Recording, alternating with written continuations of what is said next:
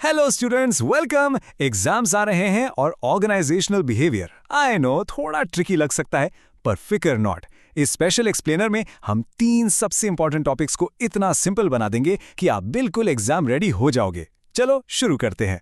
Okay, तो सबसे पहले एक सिंपल सा सवाल। अब किसी भी सक्सेसफुल कंपनी के बारे में सोचो, चाहे वो गूगल हो, टाटा हो या कोई नया स्टार्टअप।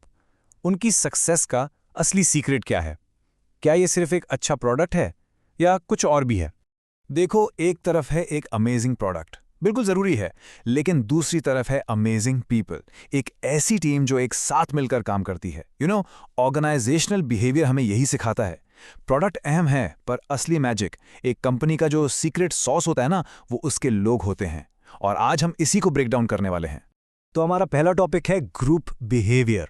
सीधी सी बात है, कोई भी कंपनी एक आदमी से नहीं चलती। सक्सेस इज ऑल अबाउट कि लोग ग्रुप्स में मिलकर कैसे काम करते हैं। Let's dive in. तो ये ग्रुप होता क्या है? डेफिनेशन तो बहुत सिंपल है, 2 या 2 से ज्यादा लोग जो एक साथ काम कर रहे हैं। पर यहाँ सबसे इंपॉर्टेंट वर्ड्स हैं कॉमन गोल, मतलब हर मेंबर एक ही मंजिल की तरफ बढ़ रहा है। सोचो, आपके कॉलेज प्रोजेक्ट ग्रुप का कॉमन गोल क्या है? ए ग्रेड लाना, राइट? और एक मार्केटिंग टीम का कॉमन गोल क्या होगा? सेल्स बढ़ाना। सिंपल। अब ये स्लाइड ये समझ लो, किसी भी टीम का सक्सेस फॉर्मूला है। एक ग्रुप को आगे बढ़ने के लिए 4 चीजें चाहिए। सबसे पहले टीम वर्क, जहां हर कोई अपना बेस्ट दे। फिर है कम्युनिकेशन, अगर आपस में अच्छे से बात नहीं होगी तो गड़बड़ तो होगी ही। Next, conflict management. देखो, जहां लोग होंगे वहां थोड़े डिसएग्रीमेंट्स तो होंगे ही, पर उन्हें सॉल्व करना आना चाहिए। और लास्ट में कोऑर्डिनेशन, ये मेक श्योर करना कि सबका काम एक दूसरे से जुड़ा हुआ हो। इन चारों के बिना एक टैलेंटेड ग्रुप भी फेल हो सकता है। ये कोट अपने एग्जाम्स के लिए जरूर याद रखना। एक इंडिविजुअल फास्ट हो सकता है, पर एक टीम पावरफुल होती है। मतलब एक अकेला इंसान शायद कोई काम जल्दी कर ले, पर जब टीम मिल जाती है तो वो कुछ बड़ा, कुछ कमाल का अचीव कर सकती है। ओके, तो अब हमारे पास एक ग्रुप तो है, पर उस ग्रुप को गाइड कौन करेगा? और यहीं से हमारा सेकंड टॉपिक शुरू होता है, लीडरशिप। पर एक मिनट, क्या एक बॉस और एक लीडर सेम होते हैं? चलो पता करते हैं। देखो, लीडरशिप का मतलब सिर्फ ऑर्डर देना नहीं है, वो तो कोई भी बॉस कर सकता है।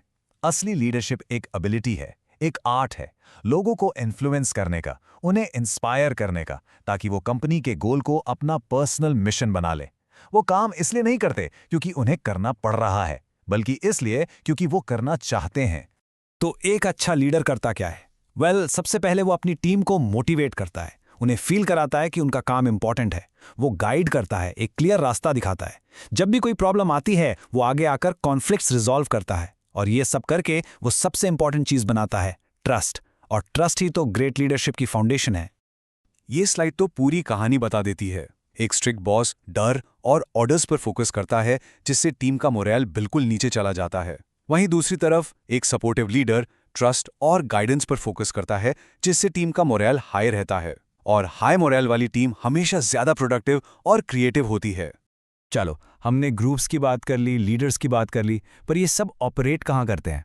एक एनवायरनमेंट में, राइट? और वही है हमारा तीसरा टॉपिक, कंपनी का कल्चर। इसको आप काम करने के अनस्पोकन रूल्स भी कह सकते हो, कंपनी का वाइब बेसिकली।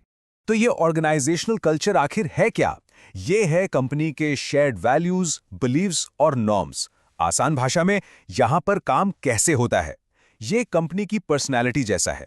जैसे आपकी और मेरी पर्सनैलिटी हमारे बिहेवियर को डिसाइड करती है, वैसे ही कंपनी का कल्चर वहां के एम्प्लॉइज के बिहेवियर को शेप करता है। चलो इसको एक सिंपल एग्जांपल से समझते हैं। एक तरफ है startup culture, high speed, jeans T shirt में काम, और कोई भी किसी से भी सीधे बात कर सकता है। और दूसरी तरफ है गवर्नमेंट ऑफिस कल्चर। हर काम एक प्रोसेस से होगा, फॉर्मल ड्रेस कोड और कम्युनिकेशन हायरार्की के थ्रू। देखा, जमीन आसमान का फर्क। दोनों ही कल्चर हैं, पर कितने अलग हैं। तो in short, culture he decide करता है कि आपका काम करने का एक्सपीरियंस कैसा होगा, काम की स्पीड क्या होगी, आप ऑफिस में क्या पहनोगे, और आप अपने कॉलीग्स से कैसे बात करोगे। सब कुछ कल्चर पर डिपेंड करता है। ऑलराइट टीम, चलो एक फाइनल क्विक रिवीजन हो जाए एग्जाम के लिए। हम सारे डॉट्स को कनेक्ट करेंगे और देखेंगे कि ये सब कॉन्सेप्ट्स आपस में कैसे फिट होते हैं। रेडी? Let's go. एग्जाम के लिए ये 4 पिलर्स ऑफ ओबी याद रखना। देखो, कहानी शुरू होती है इंडिविजुअल्स से।